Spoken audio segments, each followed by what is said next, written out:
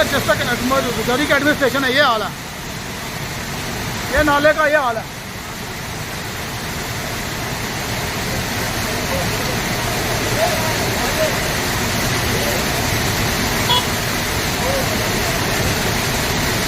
अफूज तेरे टायर नवे आएगी।